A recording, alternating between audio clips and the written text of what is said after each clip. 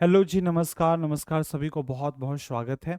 तो अब आज हम देखेंगे मेरे दोस्तों बिहार की तरफ से एक न्यू वैकेंसी आ चुकी है, जो कि मेरे दोस्तों पद की अगर चर्चा करें तो देखो भैया चौकीदार की पद आ चुकी है और दफ़ादार की जगह और वार्य दफ़ेदार की पोस्ट की वैकेंसी आ चुकी है। तो इनके बारे में हम संपूर्ण जानकारी लेंगे। उससे पहले हमारे चैनल को लाइक एंड सब्सक्राइब करेंगे, साथ ही शेयर भी करेंगे ताकि आस-पास के अपने दोस्तों और संबंधों को नोटिफ़िकेशन प्राप्त हो। देखेंगे मेरे दोस्तों उसके बाद अगर इनके बारे में अगर देखा है तो पोस्ट की तो नाम हो ही गया है चौकीदार की पोस्ट पर है और दफादार की है वरीय दफादार है मेरे दोस्तों, समझे। चलो आगे अगर बात किया जाए तो देखते हैं इनकी शैक्षणिक योग्यता के अगर बारे में बात किया जाए, शैक्षणिक अर्हता या योग्यता की अगर बात किया जाए तो देख लो मेरे भाई। चौकीदार के पद पर नियुक्ति हेतु आवेदन देने की अंतिम तिथि का अभ्यर्थी को वही मान्यता प्राप्त शैक्षणिक संस्थान में 10वीं पास होना चाहिए, यानी कि मेरे भाई 10वीं स्तर पर यह वैकेंसी आई हुई है, नोटिफिकेशन आई हुई है। अगर आप 10वीं पास है मेरे दोस्तों तो इसमें आप भरने के लिए एलिजिबल हो। ठीक है, उसके बाद अगर बात किया जाए तो देखो भाई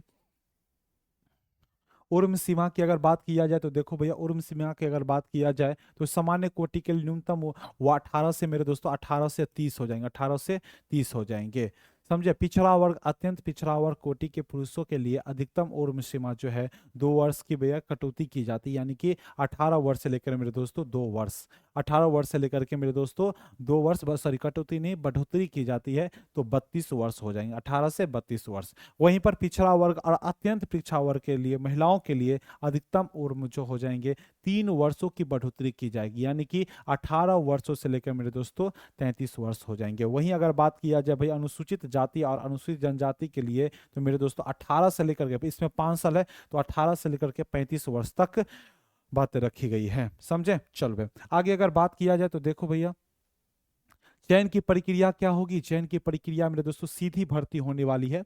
जिला पदाधिकारी द्वारा अपने जिले में चौकीदार के पद पर सीधी नियुक्ति होगी। प्रत्येक वर्ष में 1 अप्रैल की स्थिति के आधार पर रिक्तियों की गणना कर और नियमानुसार सक्षम पदाधिकारी से रोस्टर क्लियरेंस कराते हैं और कोटिवार रिक्तियों की अधियाचना विभाग को 30 अप्रैल तक उपलब्ध करवाई जाएगी, समझे। डायरेक्ट सीधी भर्ती है मेरे दोस्तों, याद रखिएगा। विभाग द्वारा प्रत्येक वर्ष सभी जिलों से प्राप्त अधियाचना चयन संस्थान को उपलब्ध कराई जाएगी।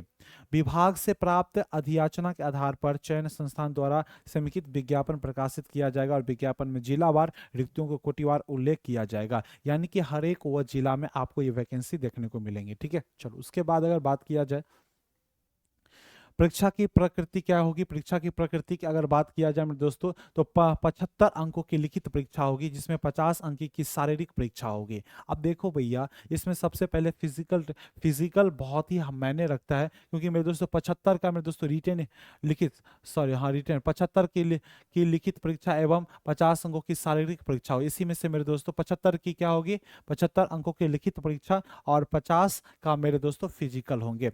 लिखित परीक्षा में अगर देखा जाए तो भैया 10वीं के लेवल पर आपको पूछा जाएगा, इसमें कोई दिक्कत लेने की बातें तो है नहीं। उसके बाद हम देखते हैं मेरे दोस्तों शारीरिक परीक्षा में क्या क्या हो जाएंगे, यानी कि फिजिकल टेस्ट में क्या हो जाएंगे।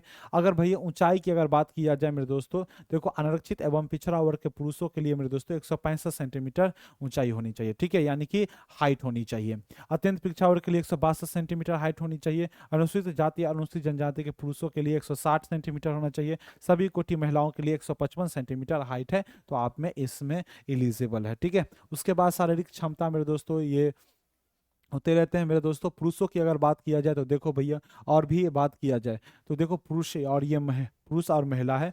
देखो निर्धारित समय है 5 मिनट में, उससे कम समय में आपको 30 अंक लेना है, तो आप देख लेंगे क्या कैसे क्या है, ठीक है। उसके बाद अगर बात किया जाए तो देख लो भैया ये भी आप निर्धारण कर लेंगे आपको। चलो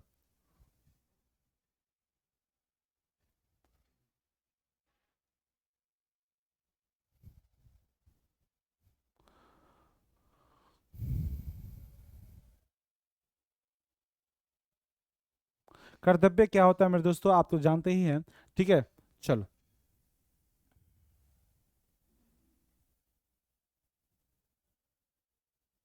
तो बस यही है मेरे दोस्तों, यही है कि भाई ये चौकीदार की एक वैकेंसी आई है जो कि मेरे दोस्तों 10th के पास पर है। 75 अंक के मेरे जो लिखित परीक्षा होंगे और 50 के फिजिकल टेस्ट होंगे। तो अगर आप एलिजिबल हैं तो आप इनको ज़रूर फिलअप करें और सरकारी नौकरी प्राप्त करें, ठीक है। तब तक के लिए धन्यवाद मेरे दोस्तों।